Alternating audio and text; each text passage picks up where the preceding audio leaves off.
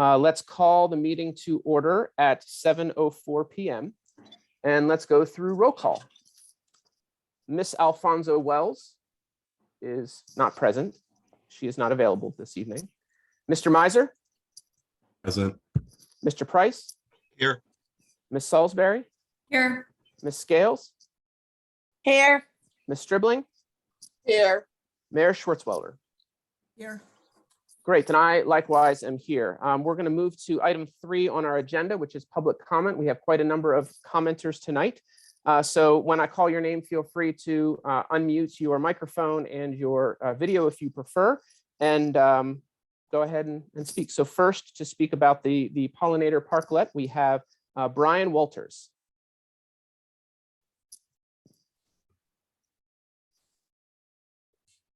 Hi, Brian. Well, Floor is yours. thank you for allowing me to speak tonight. My name is Brian Walters, and I live on Milton Street, down Regent Square, and I'm in favor of the pollinator garden. I heard about it from some friends, and I'm a big gardener, so anything that increases the number of gardening and gardeners is something I support. I've noticed that when I was on a garden tour a couple of years ago, and since that time, and I've increased the size of the garden, neighbors come by, people are just generally happy and give me good comments, and it's a good, I think it brings the neighborhood together. So I've experienced that, great vibes in the neighborhood. Also, I'm trying to do everything natural and organic. So I'm attracting a lot of insects and bees, etc. And I just think it's a good idea that we as a community try to improve our biodiversity and make it a healthy place. And so a garden is definitely something that can be very healthy. And I noticed that the garden is going to be like a center for education and bringing people together. And gardening is always very therapeutic, helps for the mental attitude. So we need that in these times. So as a lawyer, it de-stresses me. So I can only advocate good things that will come from this garden. So that's my public comment. Great. Thank you very much, Mr. Walters. Next up, we have Johan Guldenschuh. The floor is yours. Okay. I saw the proposal for putting in a pollinator park at the long neglected lot by Arby's and would like to express gratitude for the work that's been done to bring this proposal to council and enthusiastic support for this being voted on and passing. Either way this goes, it would do much to set a tone for what is possible. We can have and can do nice things for the people who live in the borough of Swissvale, or we can't and are unwilling to. I could see this park becoming an inspiration for others, for other efforts to build positive opportunities for those who live here. Are we a beautiful park filled with life, or do we continue to be a long abandoned gravel lot? This is about more than just one little parklet. Thank you for your time. Thank you very much for your comment. All right, we'll keep moving down. Next, we have Teresa Mulholland.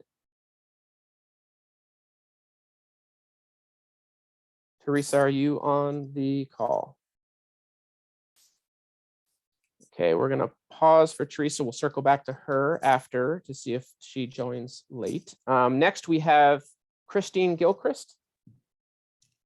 Hi, I would like to express my support for the Swissvale pollinator garden. I think a green space in that area would be truly transformational.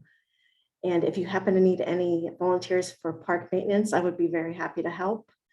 Thank you for the opportunity to speak and share my support. Wonderful. Thank you very much for your comments. All right, next we have Rachel Baker. Hi there. Thank Hi, Rachel, you the floor is for yours. the opportunity to speak here today. I, like the previous speakers, am also in support of a pollinator garden for a number of reasons. It supports, of course, the ecosystem of honeybees and other pollinators. I come from a family of beekeepers, and so I grew up seeing the impact of nature on pollinators, so that's important to me personally. A pollinator garden would provide native plant growth as well, rather than invasive plants. So increasing biodiversity, not just of plants, but birds and other animals. Offering a destination to help Swissvale become a more walkable neighborhood. I spend a lot of my free time, my evenings and weekends walking the neighborhood where I'm able. There aren't a lot of destinations to walk to in Swissvale.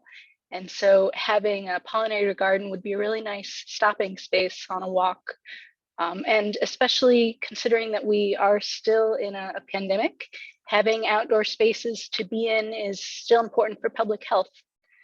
Additionally, a pollinator garden would build on the public education and the goodwill that's been built by the garden tour that Swissvale does. My understanding is that these changes are at no cost to the borough, and it's going for a lot that's currently underutilized and lacks curb appeal. I think this is a good change. Thank you. Thank you very much for your comments. All right, next we have Miranda Croxley. All right, Miranda, the floor Hello. is yours. Thanks. Hi. So I know you're hearing from a lot of folks tonight with a passion for pollinator parklet, and I'm one of those folks too. In fact, I think all of you probably are, which is why this has been a little bit weird to me, seeing some of the back and forth happen. But I know you ought to be pretty supportive of gardens in general and the garden tour in particular. Thanks for everybody who has shouted out the garden tour tonight. It's July 23rd this year, by the way, so it's coming up quickly. But while it seems you're all in agreement that a pollinator parklet's in general a good thing, there seems to be a few issues with the proposal that folks are looking at, including location, and whether it's the best use of that land. So I, of course, agree with the idea of planning for our vacant lot use. I've been really supportive of planning overall in Swissvale and would love to see it happen. I know there are folks, though, who have looked at this map kind of on a professional scale, or have looked at this lot on a professional scale. I believe Emily Mercurio is going to be talking tonight about some of the work that Civic Mapper did with Run, and why that particular plot of land is really well suited for a remediation such as a pollinator parklet, because it's at that slope, because it is something that it's going to infiltrate, allow the water to infiltrate much better. And so basically, it's going to have a far greater positive impact there than locating it on, say, a flat lot at Monongahela, like one of the other suggested locations. It's going to have a greater positive impact. So, the beautification, the wildlife benefits, the stormwater benefits, that spot will be far greater than many other kind of shovel-ready places in the borough. And it's for free, which is fantastic. So we can be a great role model for landowners in that respect as well. So I'd hate to see you all kind of fall into one of those sort of decision-making traps where we kind of keep pushing it down the line. And so I'd like to propose to you a model that I think you all could follow. And I did send that to council. It's called a consent decision-making model. And it's for decisions that are exactly like this, that aren't too big, that don't require consensus perhaps. And it's more fulfilling than majority rules in this kind of case where not everybody feels heard. And so the idea is not to reach the perfect idea or the perfect proposal, but the one that is good enough to try. And so when enacting that model, objections can be raised, but they need to be things that are like big, that like, it will do severe harm if we go forward with that kind of proposal. And if somebody feels that way, there are ways to, kind of amend that proposal to make it more palatable to everybody, or something that everybody can get behind. So I think if somebody had facilitated you through that process last meeting, I think some objections would have been raised, but they could have been satisfied by things like making sure there's a clause in the agreement with HAP that says that the borough can do something else with that land at a later time, just like there was for the flax plots for me. So that was exactly written into that agreement. And then also, committing to starting a vacant lot planning process. I think you can definitely do that as part of this proposal, not necessarily as part of the proposal, but as part of a commitment to vacant lot planning. And then having HAP agree to get the community involved in the planning and development and maintenance, because I heard some kind of concern that they maybe hadn't sought community input yet. So that's definitely something I think could amend that proposal. So I think it's an excellent project as is, no cost to the borough, immediate benefit, virtually no downside. So I'd urge you all to think about and consider, put aside anything else that you were thinking about this proposal and think about these questions. Will this project at this location be good for Swissvale? The answer to that is yes, clearly. Will denying it for this location bring any positive immediate benefit? I don't think so. Will approving it do any long-term harm? No, it can be changed, it can be modified. And you can set that timeline if you really want to. And will denying it do harm? Yes, I think it will. It will continue to be a source of runoff problems in this borough, and we can actually do much more positive. So I think you all can do it. I hope you do it. Thanks. Okay, thank you very much for your comments. Next, we have Patty Burkett. Is Patty on the call? All right, I'll circle back to her at the end in case she jumps on. Next is Joel Rosenthal.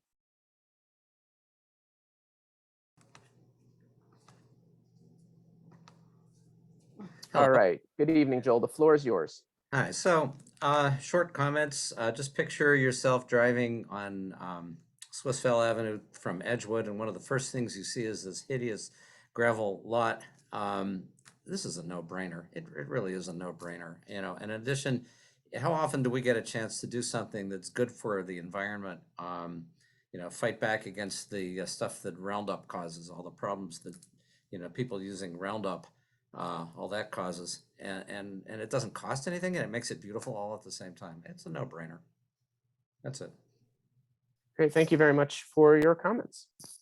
All right, next we have Jennifer Goshawk and Brian Masson. Hello. Real quickly, Oh, are you speaking? Your names are both on there. Do you each have a comment? We did, but he had to work late, so it's just Okay, sounds good. Thank you. Yeah, sorry, Floor is yeah. yours. Thank you.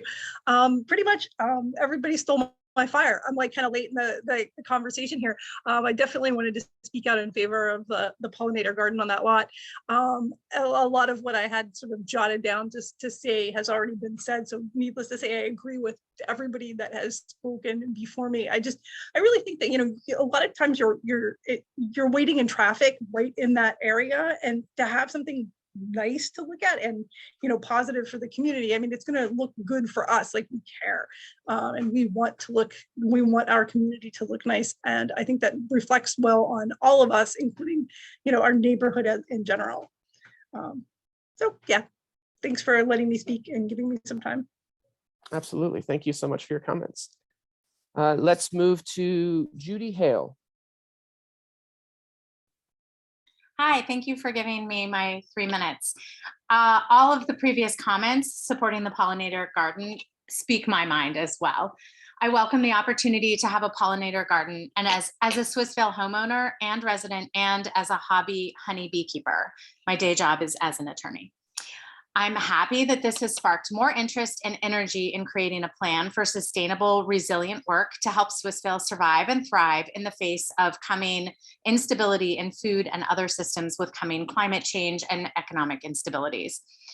I appreciate the discussion and information that has been exchanged in response to this proposal in the online discussion on Facebook. And I've learned more information from the 9 Mile Run analysis that Miranda mentioned that further supports my interest in this project. It sounds like an ideal project for this site, actually. I also support and applaud the work of Councilperson Salisbury and hope the council will move forward with this proposed pollinator garden. And I want to also express my appreciation for all the members of council. You have a lot of work to do as council members in addition to in a very small amount of time. So thank you for that. All right. Great, thank you very much for your comments. Next, we have Nsai Temko. Hi, I'm Nasai Temko. Can everyone hear me okay? We can. The floor is yours. Awesome sauce. I'm here to apply to, you know, ethos and pathos. I grew up in Swissvale I was born in 2001, and since then, I have grown up in Swissvale. I love Let's Get's Memorial Park, all the parks on the side of churches, walking around and getting to see the overgrown buildings. It's something that has always encouraged my love for nature. I love Swissvale. It has a very special place in my heart. From light up nights to parades, it's all very precious to me. And something I care about is the environment. I'm an environmental science major in college and I attended ECS, but I believe that with the pollinator garden, not only can we like turn the table, this might be one step, but with the pollinator garden, we're gonna be like, yes, pollution. We have terrible things going on in the world around us, but we can take this one gravel lot and turn it into something magical, that's something that restores life to the area, especially around that whole traffic situation by Arby's, you know. Whew. But it'll be absolutely wonderful. And I have to show my full support, and I would love to be a part of this project in any way possible. Thank you. Great. Thank you very much for your comments and your energy in those comments.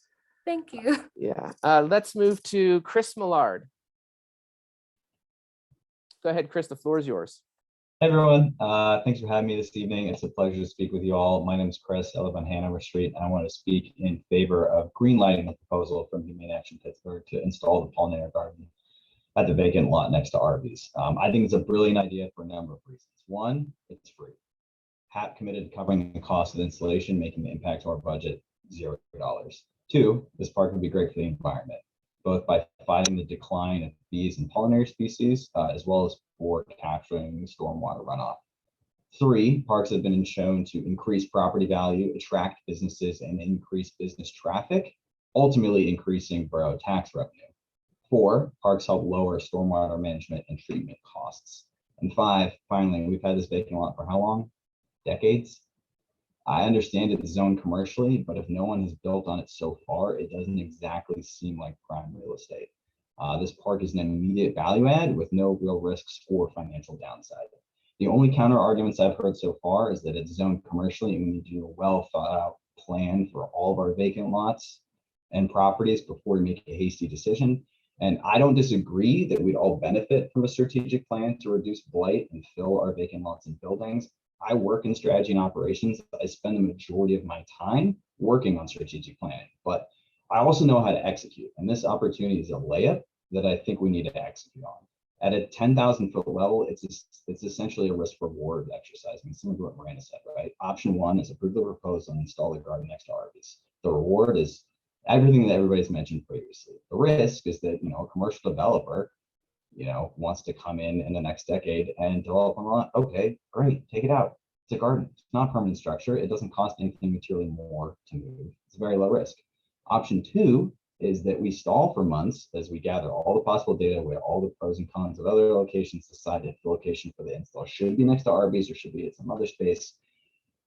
From a reward perspective, you hopefully still get a garden, and maybe it's somewhere else, maybe it's at Arby's. If it's somewhere else, you don't have to move or dig it up.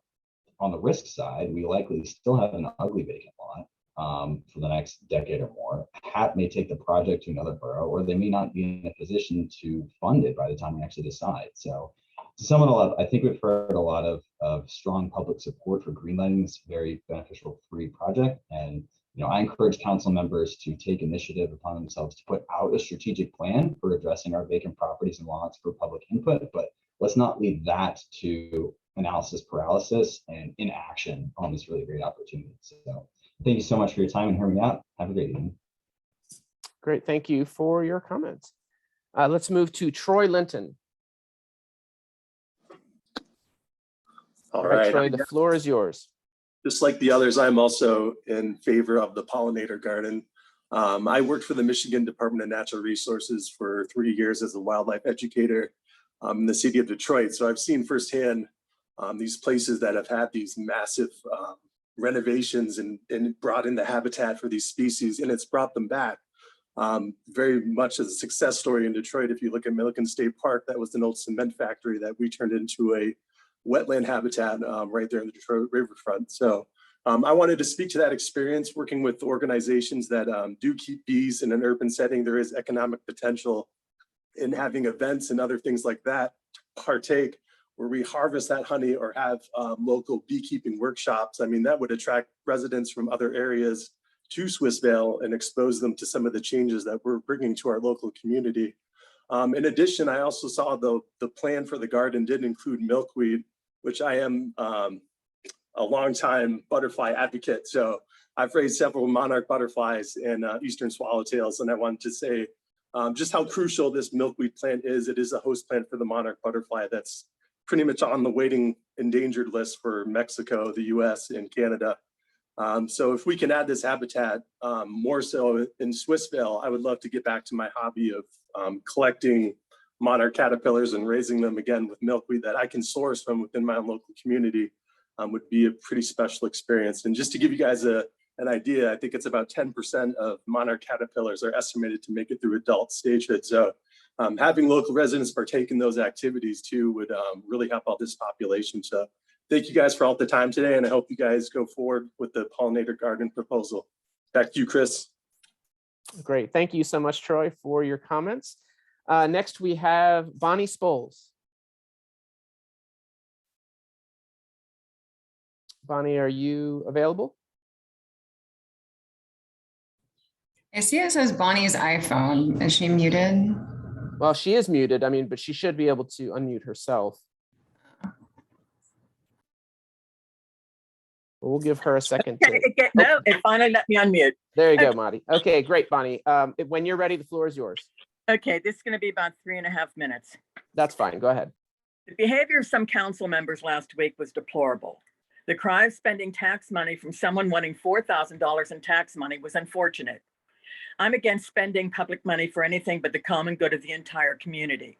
The family should have considered something they could afford or accepted the option of having an enduring public space named after their loved one instead of relying on tax dollars for a personal monument. Were promises made to the family for public funds without public buy-in. The entire exchange looked like Abigail and the HAP organization helping Swissvale, no cost to the borough, were being punished for her previous comments against the private monument, and the person was going to make her and the borough's citizens suffer for it. Another council member used the Swissvale Facebook page as a bully pulpit. It was just as troublesome and another embarrassment to what we now know as the new council. For months, you knew this project was being researched. Why act like it was a brand new proposal? The grilling of Dr. Bonsteel was unlike anything I've seen at any other council meeting. He took the upper hand and responded clearly and professionally in the face of disingenuous questions. Addressing tax concerns for a free to Swissvale showcase green space was pathetic and personal. I like the idea of a pollinator area. I like the idea of where it's proposed. Many other residents feel the same. I want my money to go to a forward vision of Swissvale. The proposed site has been an eyesore for decades. It's one of the ugliest intersections in the entire east suburbs. It creates a bad first and lasting impression of Swissvale. It seems someone council have a problem with Swissvale being a public showcase with forward-thinking, state-of-the-art green spaces, theater, and a new reputation that doesn't include shooting, crime, and murders. Why do you embrace an archaic, stagnant, screw the taxpayer while watching the infrastructure decay approach for your petty political gains? None of this has to be an either or proposition. We are a vibrant, changing community. More outcast groups are being embraced here than in many boroughs. We successfully celebrated Pride and Juneteenth. Why not embrace a vibrant, forward-looking agenda that the taxpayers, residents want and get past your private agendas? That's the only way Swissvale would succeed. Do you really want us known for drugs, murders, and crimes, or showcase green spaces, the arts, and a community garden, and an engaged community? This is your choice and your legacy. As another Swissvale resident wrote this weekend, public contests between council members is never helpful. Clearly, Swissvale needs, among any number of quality of life improvements, a land use plan, along with public discussion, read the wisdom value of the pollinator option. But it also needs council members invested in both valuing and facilitating the common good more than scoring retaliatory points, read who dissed whom, re what, when. A very important discussion, read very important issues that was unfortunately made unnecessarily unpleasant. Yes, Swissvale needs a plan. Yes, Swissvale needs a public discussion of the pollinator plan. Yes, Swissvale needs a dream wish list. Yes, Swissvale needs a lot. But perhaps more importantly, Swissvale needs public leadership that intends to lead on behalf of the well-being of its residents, not on behalf of itself. Thank you. Thank you, Ms. Bowles, for your comment. And just that was literally 3 minutes and 30 seconds. You nailed it. I tried to get it shorter. That was pretty precise. Thank you for your comments. Going back to some of the others that we missed, I was informed that Ms. Teresa Mulholland is feeling ill and is not able to join us. I wanted to see if Patty Burkett has had an opportunity to sign on. Ms. Burkett, are you available?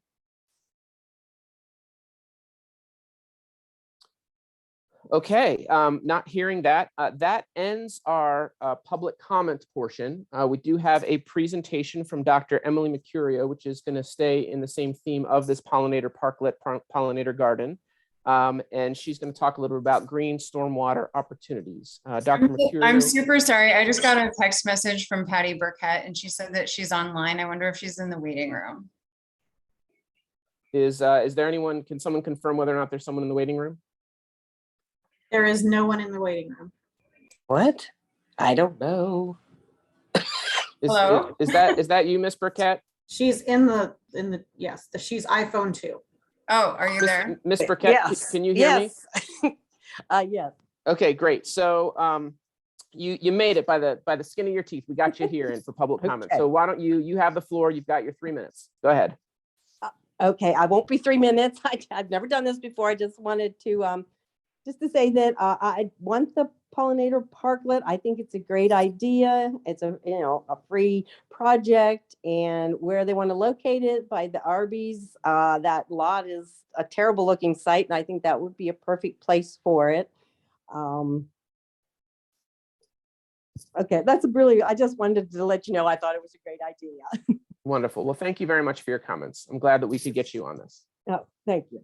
All right, thank you.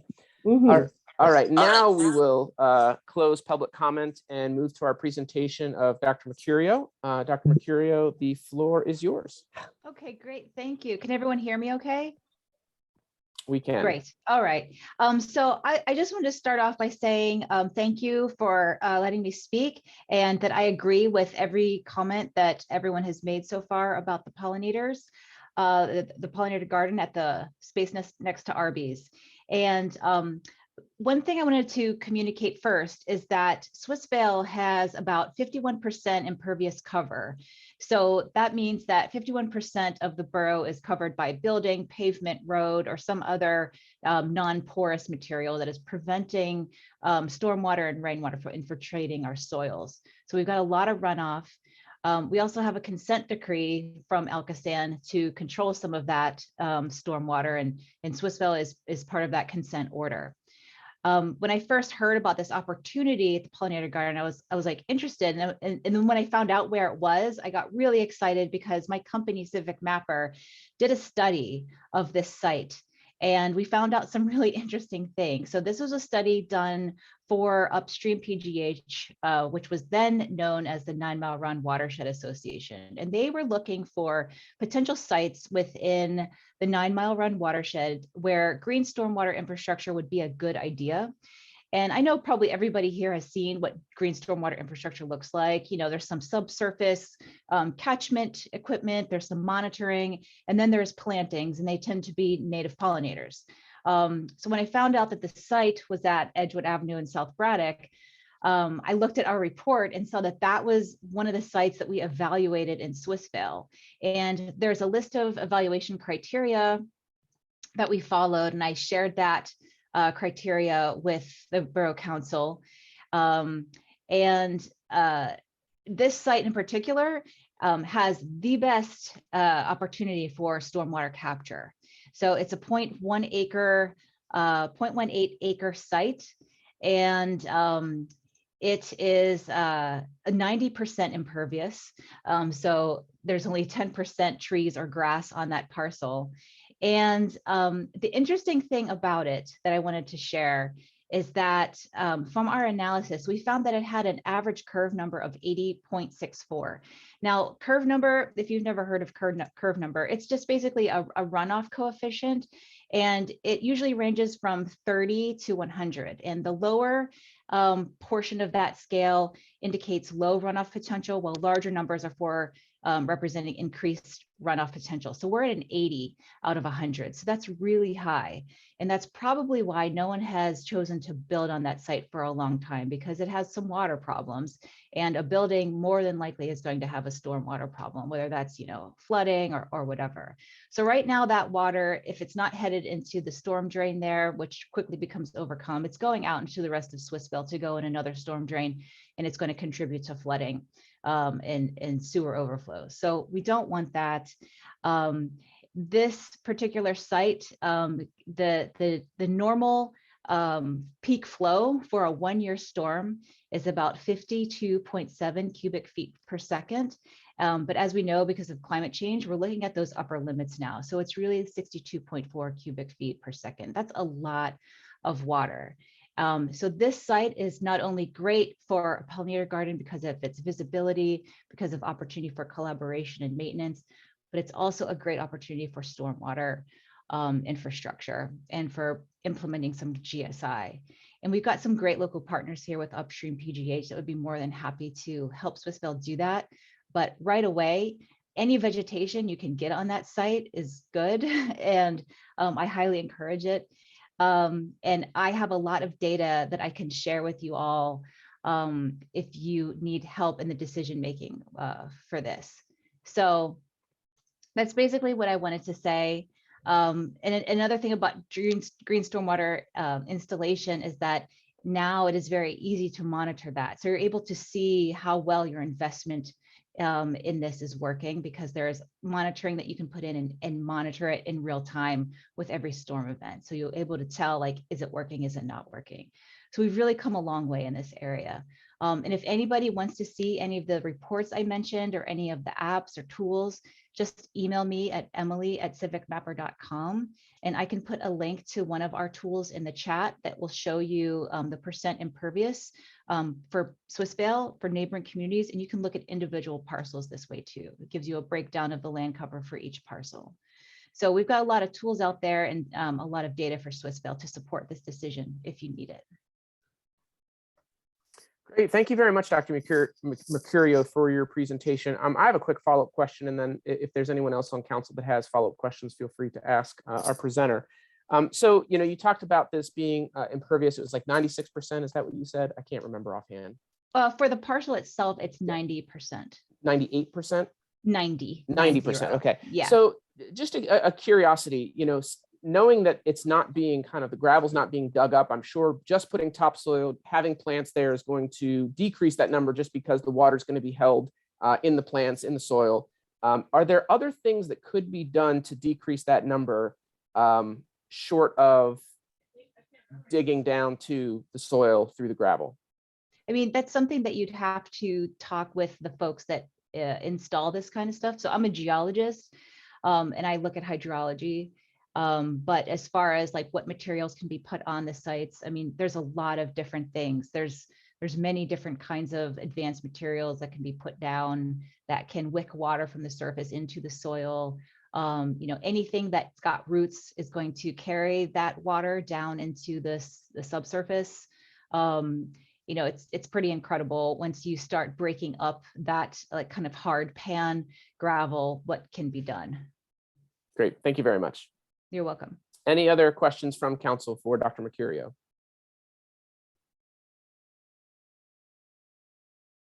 I just want to thank her for her time and the work that has been done.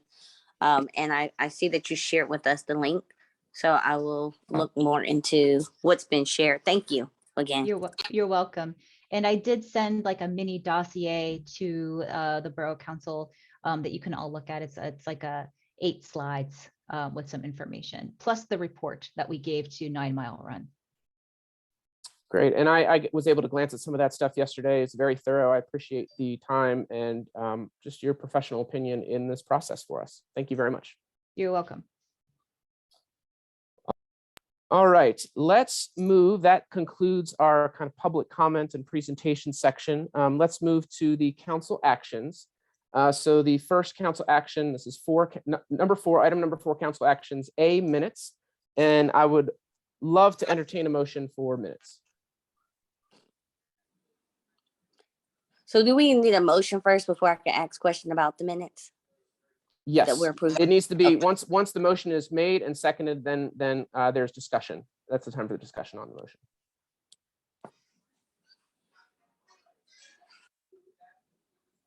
Nobody wants to move to pass approved minutes? I'll move to approve the minutes.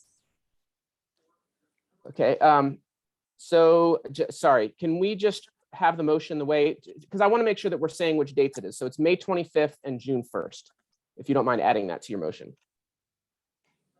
Sorry, I had to unmute myself. Can we That's okay. pass the May 25th? Oh, I would like to make a motion to pass the May 25th and June 1st Borough Council minutes. Great, okay, so the motion is on the table. Do we have a second? Second. Thank you, Mr. Miser. Okay, now, Ms. Scales, you have a question or a comment about it? Yeah, because I was reviewing the minutes because unfortunately I wasn't able to attend the June 1st meeting. I was at the ceremony, but I noticed that the vote in support of federal legislation for our trans community that was presented by Ciora was tabled. And I want to understand why. Yeah, that's a great question. So yes, it was tabled because when Ciora was here to make her presentation, it was one of the recommendations was to approve or a show of support of this bill. When a number of us went and actually read the bill, there was no language of LGBTQIA support specifically in the bill.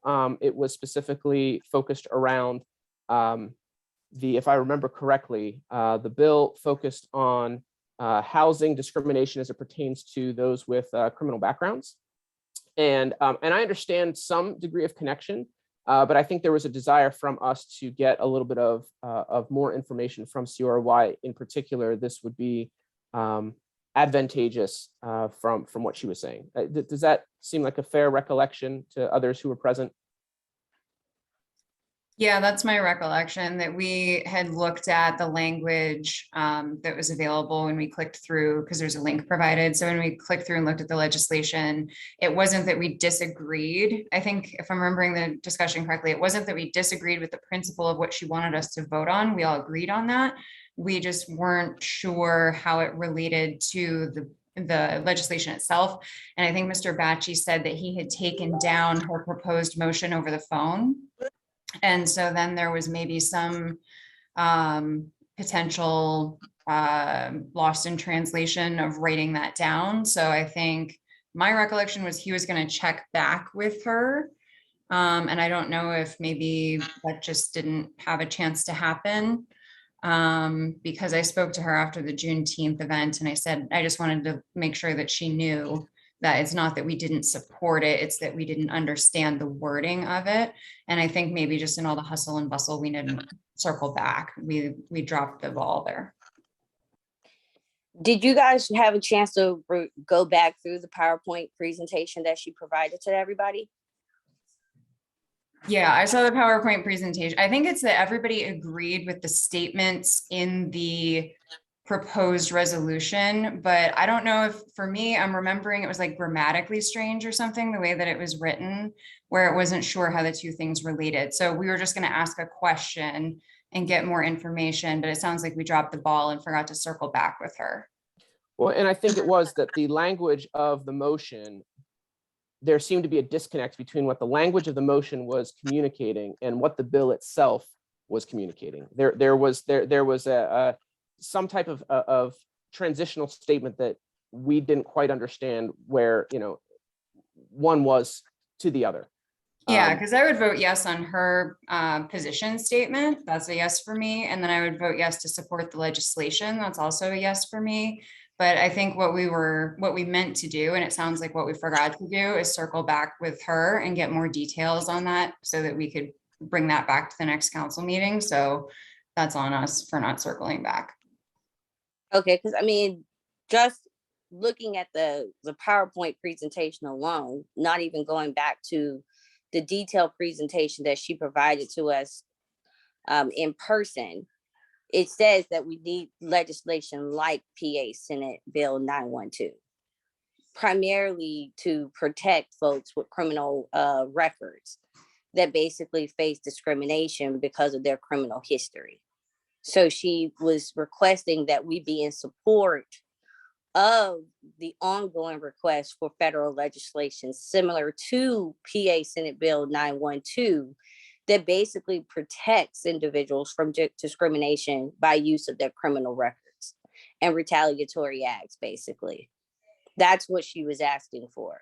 It's like a ban the box, is that what they call it, type of a legislation where you aren't allowed to pursue people's criminal background and reject them for that purpose. Yeah, so I would be totally for that. It's just, if I remember it correctly, the way it was written in the agenda seemed a little weird. So it sounds like we just dropped the ball and didn't circle back and clarify that, but I would still like to vote in support of that if we can just, I think there's the way it was written in the agenda, like the resolution was strange or something. Yeah, Okay. Actually, am I remembering what you said correctly? I don't want to misstate what you said. well, I took the actual resolution. I read it. I took it from the PowerPoint and I read it to Ciora during a Zoom meeting, and that she said, yes, that's what she wanted in there. Council had some concerns with it, though, that it did not, that the council agenda item and the legislation did not align with one another. So yes, I dropped the ball on getting back with Ciora, so I'll get with her this week and we'll get this on the next council agenda. We'll, try to get some wording, and I'll send it out to a council, see what Ciora is comfortable with, and make sure everybody's comfortable with it before we put it on the next agenda.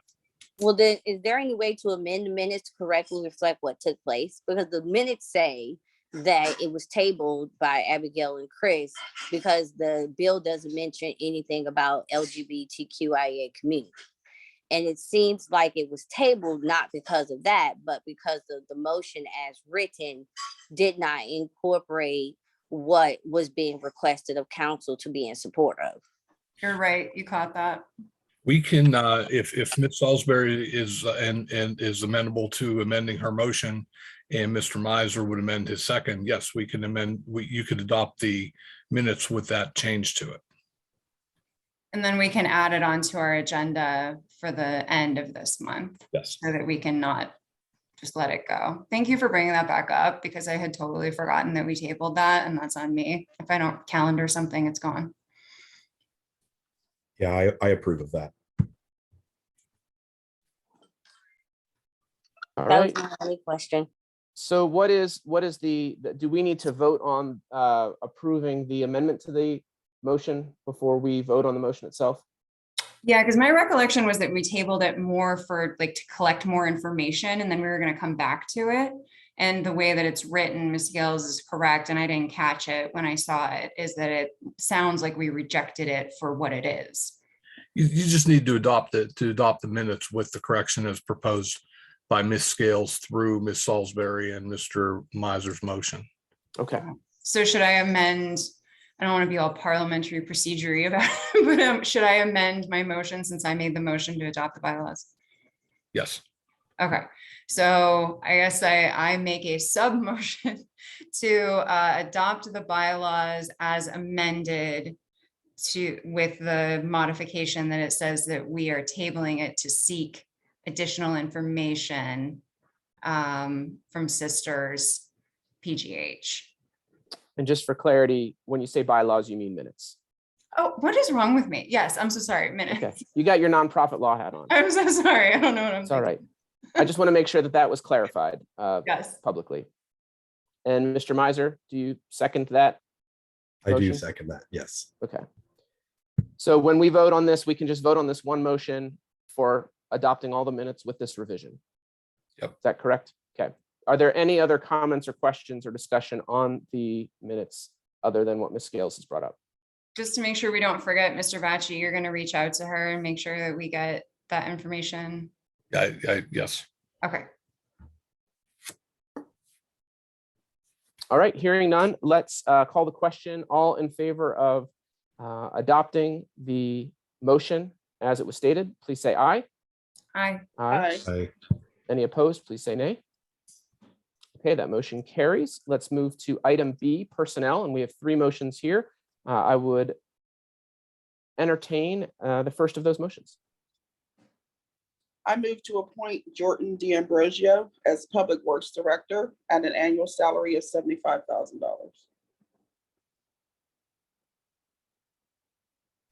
I'll second that motion. Great, so the motion is on the table. Is there any discussion on this? I know we talked about it last week. All right, hearing none, let's take the vote. All in favor of adopting the appointment of Jordan D'Ambrosio, please say aye. Aye. Aye. Any opposed, please say nay. Okay, let's move to our finance director. I move to appoint Vicki Longenecker as finance director, an annual salary of $57,500. Second. All right, any discussion? All in favor of hiring Ms. Longenecker, please say aye. Aye. Aye. Any opposed, please say nay. All right, hearing none, motion passes. Could Mr. I be Bakshi? reminded, I'm so sorry, could I be reminded of when they start? And I know we were told the start dates and they've left my brain. That's okay. I know Ms. Longenecker starts on Monday.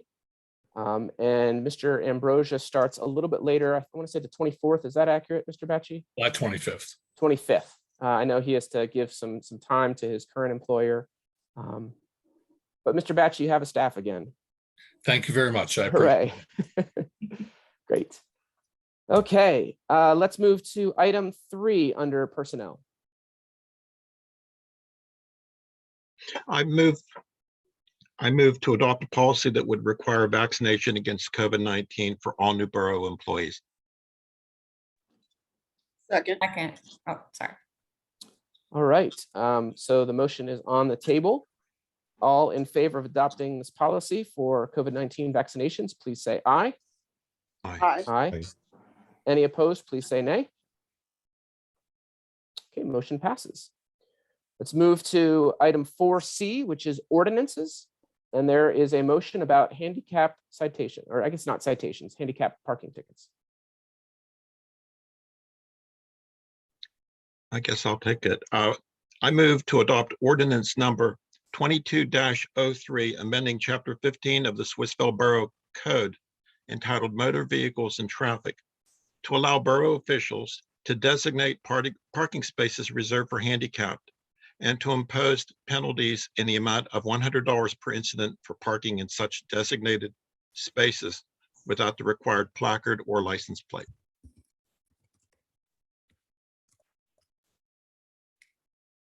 Anyone want a second? Second. Second. Oh, sorry. Okay. I think Mr. Miser got in that one.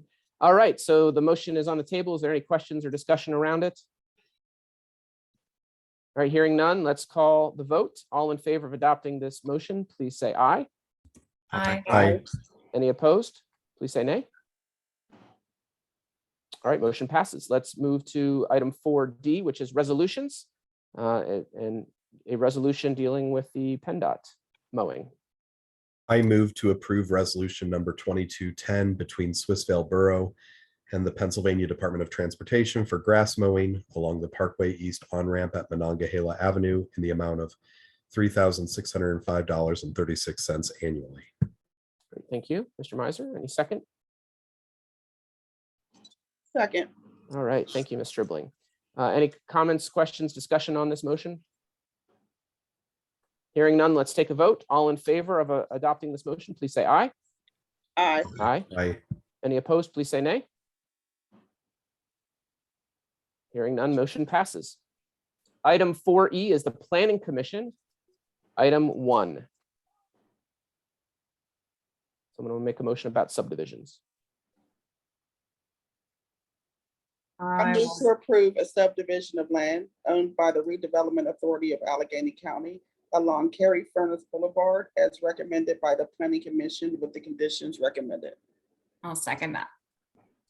Great. And if we could just pause for one moment, is there any conversation or discussion around this? If I could just interject, last week I think there was some confusion about what we're approving here, and all we're approving is a 20.14 acre parcel being removed from the land owned by the Redevelopment Authority of Allegheny County. That land currently houses all the Carey Furnace buildings that are left there, and it's all controlled by Rivers of Steel. And this was a joint collaborative effort between Rivers of Steel and Redevelopment Authority to get this parcel subdivided out. It probably needs to be removed from the larger land development because of because of financing issues and or liability issues. So this is not out of character to do this when there's a larger development being proposed. However, there's no development being proposed on this property in Swissvale at this time.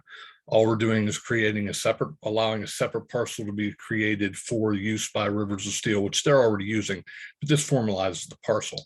If there's any questions directly for Rivers of Steel, we do have two representatives from Rivers of Steel on the call here, along with Ms. Deasy from the Redevelopment Authority of Allegheny County and Mr. Schrock, who did the plans for the subdivision. But I think it's pretty straightforward. This is just a subdivision of land so that this formalizes, this is the 20.14 acres that the Rivers of Steel controls, and there's no additional development being proposed or approved with this approval tonight. I have a question. Mhm. I thought we were requesting them to come to our council meeting and have a discussion about this. I know that it was not a legal requirement, but we were going to ask them. Yeah, they're here. Yeah, they're on right now. Yeah, Mr. Carlino is the executive director of the Rivers of Steel. Ms. Deasy is one of the top administrators at Redevelopment Authority of Allegheny County and Allegheny County Economic Development. So if you have any questions, they're here for you to ask. Thank you so much. So Ms. Scales, do you have any questions for them particularly? I apologize. I was just readmitted in. So was there a discussion prior to Greg's? Okay.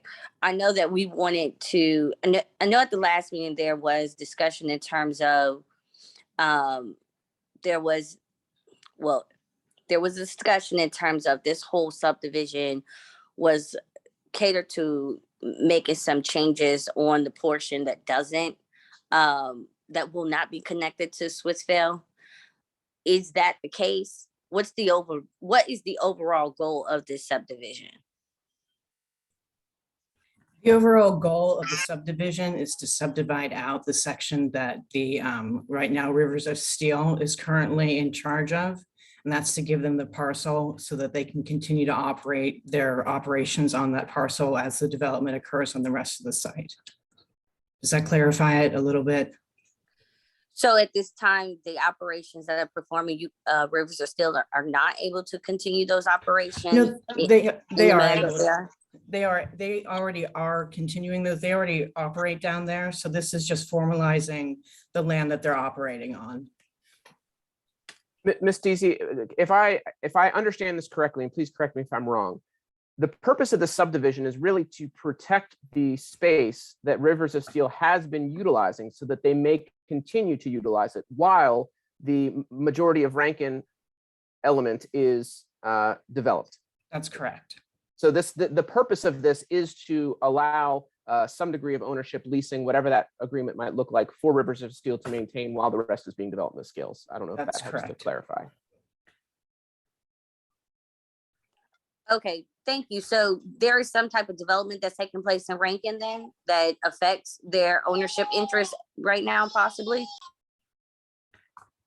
Yes, the Rankin side, we're partnering with our RIDC to develop the Rankin side of the property. If I could ask a question, my recollection from when I was on the Planning Commission a couple of years ago is that most of the developable land down there happens to be in Rankin. And there's actually a very small portion that's developable that's within Swissvale Borough. Am I correct? The majority of the site is in Rankin. That's correct. Are there any plans for the future for that portion that's in Swissville? Well, as I mentioned, we are partnering with RIDC for the development of the entire site. Right now, there's not any solid development plans for the Swissville portion. We don't have anything set up like we have set up for the majority that's going up in the Rankin portion. On the Rankin portion, is that primarily residential or It's gonna light be- manufacturing or commercial? What is it? Yep, it'll be light manufacturing. Okay. Will not be residential. I see. If you know off the top of your head about how many acres are developable in the Swissville section? I'd say about 14. I could be wrong about that. Greg, do you have a better number for me? According to the subdivision plan, the remaining parcel in Swissville is 15 acres. 15. Okay. Thank you. And the total developable portion of Rankin, I'm just curious, how much is that? It's around 65 acres. Okay. Thank you. Great. Any additional questions for anyone from any of the guests that are here? Yes, Ms. Salisbury, go ahead. I recall we had some, Mr. Batch, you'll have to correct me on this if I'm remembering incorrectly, but I think there was some discussion about whether or not we would have a right of way or an easement to access the property for either just general use or for EMS, fire, that sort of thing. And then I guess my second part of that is that I know our mayor and I imagine probably maybe some other people, and I know some community members had attended a meeting about some of this redevelopment plan. And I just wanted to sort of make sort of a half comment, half question of it was a little bit frustrating, I think, for some of our residents to be presented with a plan rather than be asked for some of their input on the plan. So since there was the mention of light manufacturing, one thing that stood out to me and that a couple of people asked me about was that the sort of concept as it was presented in this stream that I watched was that there would be a manufacturing portion and that there would be sort of a brain ideating, innovating section. And we are not the innovating section. We are the hands part. We are not the brain part. And so I found that to be a little bit frustrating because I would love to bring some of that type of innovation to our area. So that was sort of the two things that I had recalled from our previous discussion from the last meeting was when we spoke to Mr. Bacci about some of the access issues or questions. And then the other sort of, again, half comment, half question of if there will be future opportunities for residents to have input on some of the plans for this area. And we wanted to take an opportunity since we have you here to ask that question. Well, to answer the first question you asked, and then I'll defer to Ms. Deasy. There were 3 conditions that the Planning Commission recommended for the approval, and the first was that they extend a right of way all the way to the end of the property in Swissvale. The second was that they provide a Knox lock on each gate that they have blocking access to these, so that we have emergency access to that parcel in case somebody's down there riding a quad or the kids are shooting off fireworks, somebody gets injured. We need to be able to get in there to attend to them. And then also there's a tunnel there underneath the railroad tracks. And the third condition was that they remove the debris from the tunnel to give us access to the other side. And if they gate that, also we just ask that it be with a Knox lock also, so that we have access to the other side for an ambulance or whatever's necessary. And in speaking at the Planning Commission meeting with Ms. Deasy, they agreed to all 3 conditions. So when they present us with the recorded plan, we will be looking for the right of way to be delineated on the recorded plan before we sign it. And then the other items, we will work with them to make sure that they carry those out. One thing that I worry about with this development, if you go back to what happened with the Union Switch and Signal site, we had a similar situation where most of the land at the Union Switch and Signal site was in Edgewood, and only a very small portion was in Swissville. So when they laid out the Edgewood Town Center, there is access to the center across the bridge, across the parkway, right into Edgewood. And the first thing that Edgewood did was they chained that so that no cars would ever go into Edgewood. And then they laid out the shopping center so that Swissville has all of the traffic, very little of the tax base. We just have that one little corner where the original administration building is. And I'm not sure, I think we might have a couple feet of the edge of Giant Eagle. But I would hope that there's some parity with Swissville in how this site is treated down at Cary Furnace, when something like 65 acres is in Rankin, and there's going to be a lot of development and increase in the tax base in Rankin, and God knows they need it. And I don't begrudge them anything, but I just want to make sure that we're treated fairly on our little 15 acres, and that, you know, that our people in Swissville benefit from that.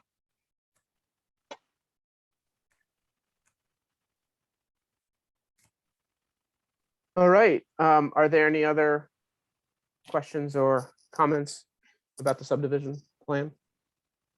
I mean, I know there were some questions about development stuff, and I'm sure that there is. I appreciate the comments advocating for the residents of Swissville.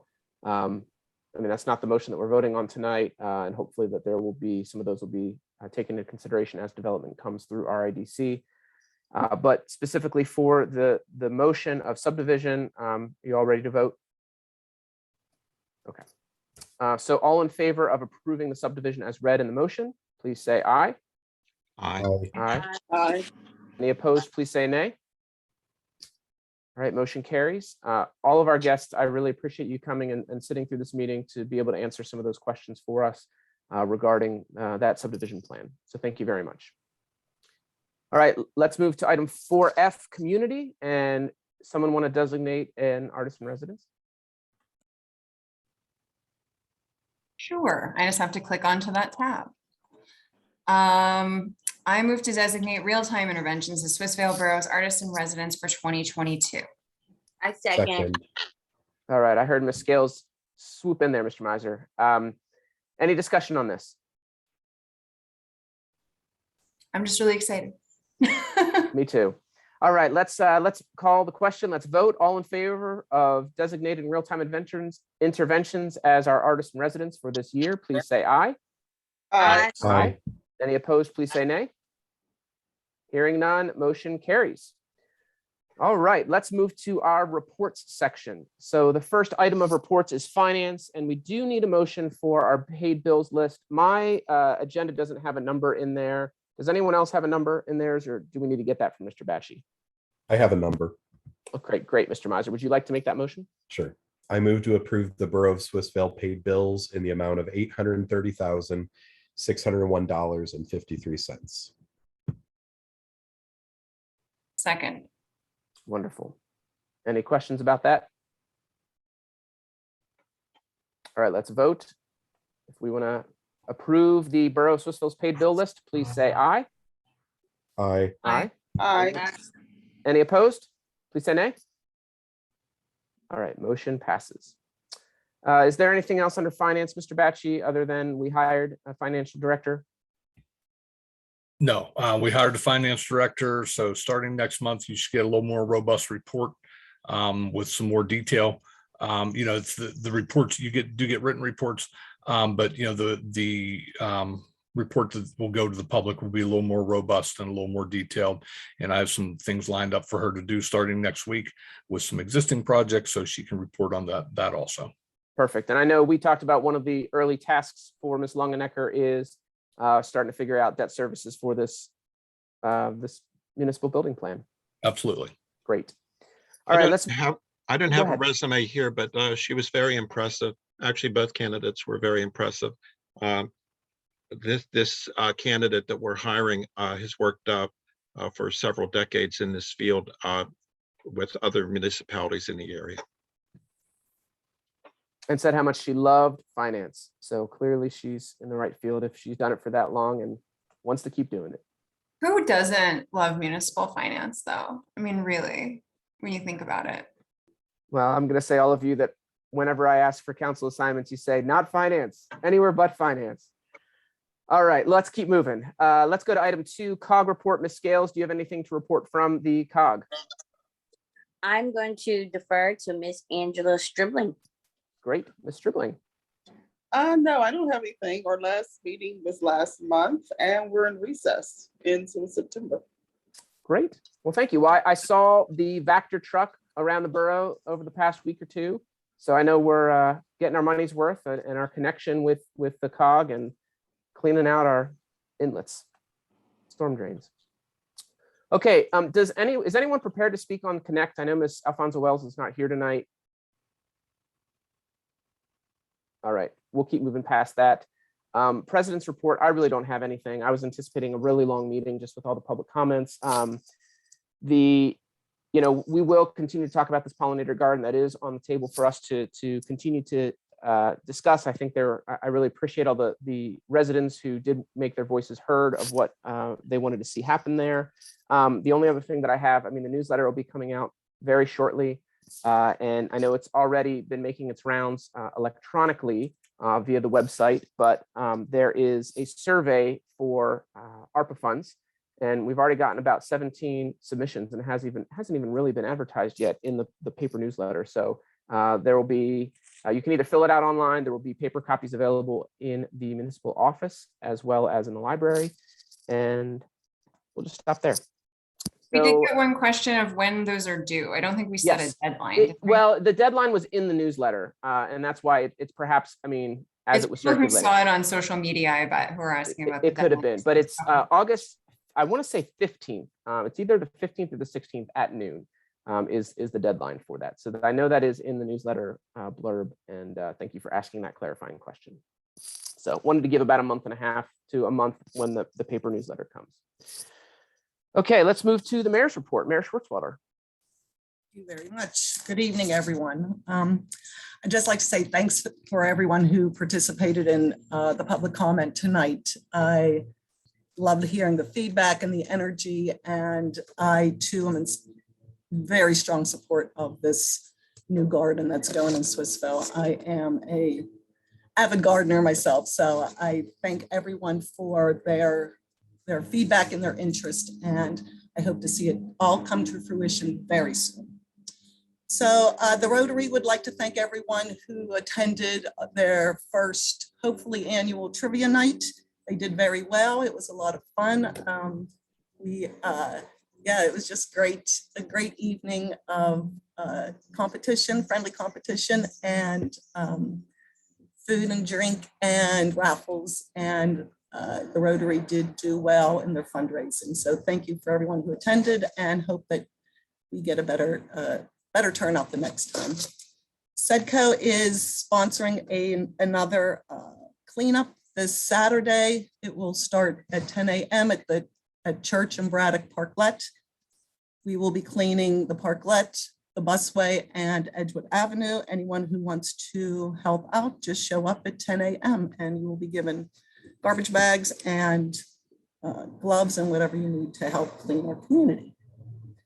Also, the Hometown Hero banner program is in full swing. If you would like to purchase a banner for one of your hometown heroes, anyone who has served in the wars, there's a number of wars that are listed, pick up your application at the library, and part of the proceeds will benefit the library renovation fund.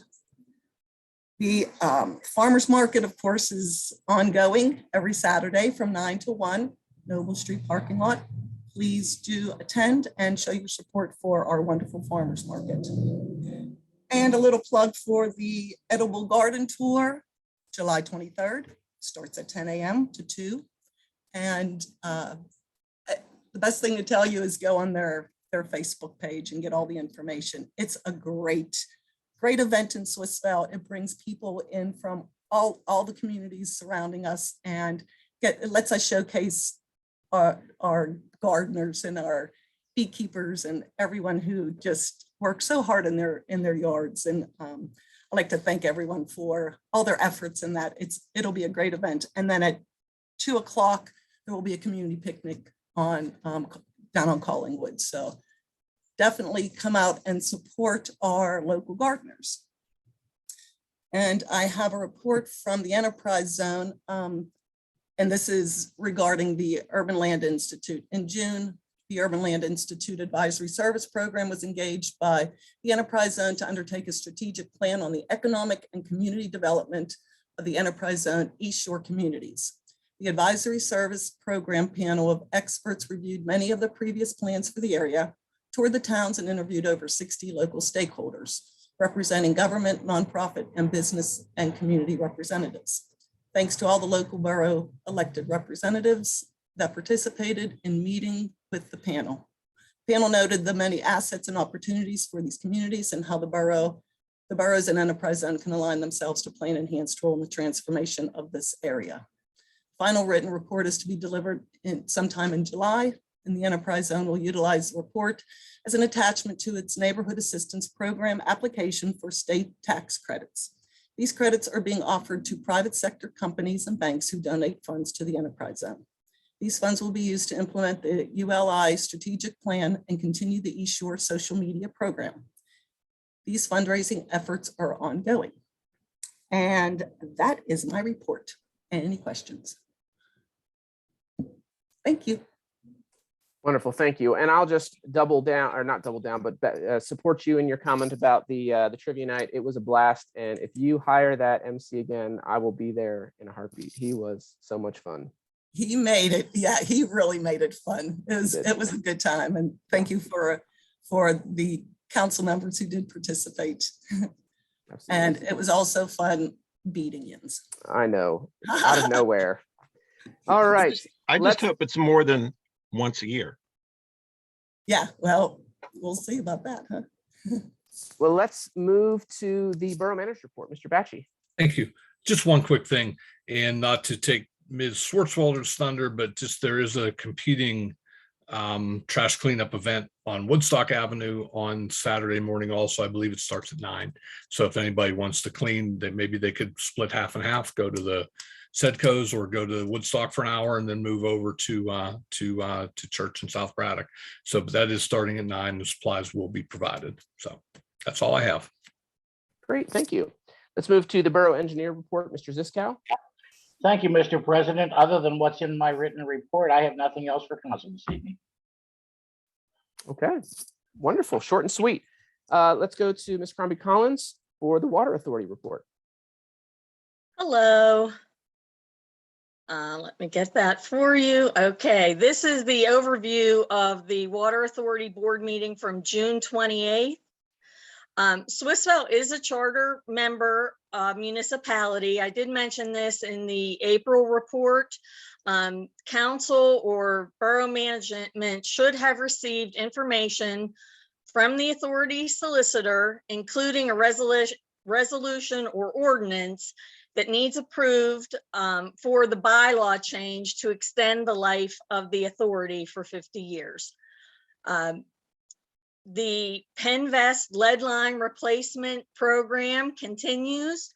87 service replacements have been completed.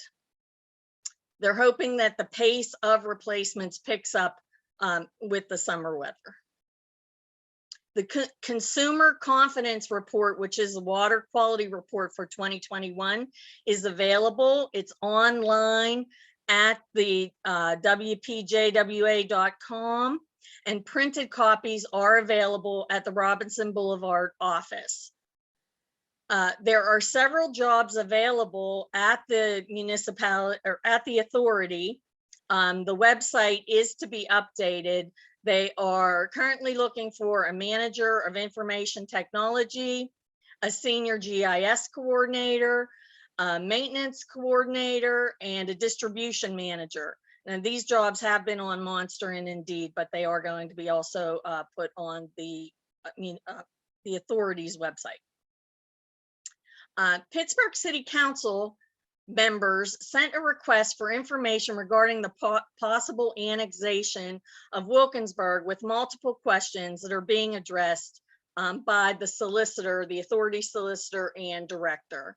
It's falls on the heels of Mr. Ansell's questions on what would happen. And as I had mentioned previously, Wilkinsburg does have, as a founding municipality, has 3 board seats, and then those seats would then be appointed by whatever authority is in control of the municipality, or however the municipality merges.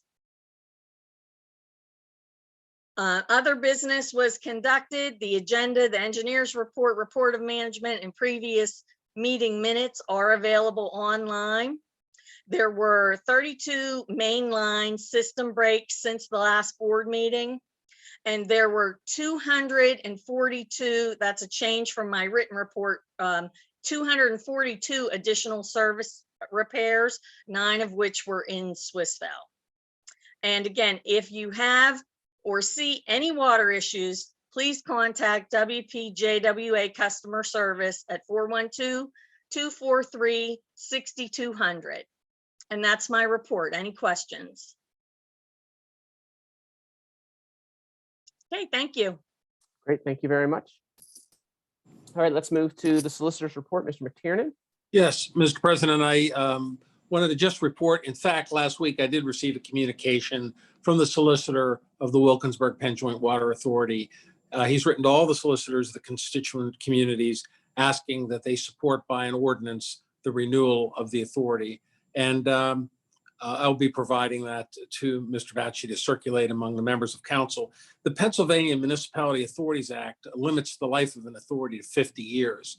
So every 50 years, the Wilkinsburg Penn Joint Water Authority and any authority must renew and must have its constituent members renew its existence. I think this will be pretty much pro forma. Everybody, I think, there's no issues with the renewal of the authority, but there will require a specific individual action of Borough Council, and I'll circulate those documents. And that's all I have this evening. Great, thank you very much. Okay, does anyone want to make a motion to adjourn? I move to adjourn. All right, motion has been made. I'll second. Wonderful. So motion to adjourn at 8:21 p.m. All in favor, please say aye. Aye. Aye. Any opposed, please say nay. Wonderful, motion passes. Wonderful seeing you all. See you again soon. Good night, everyone.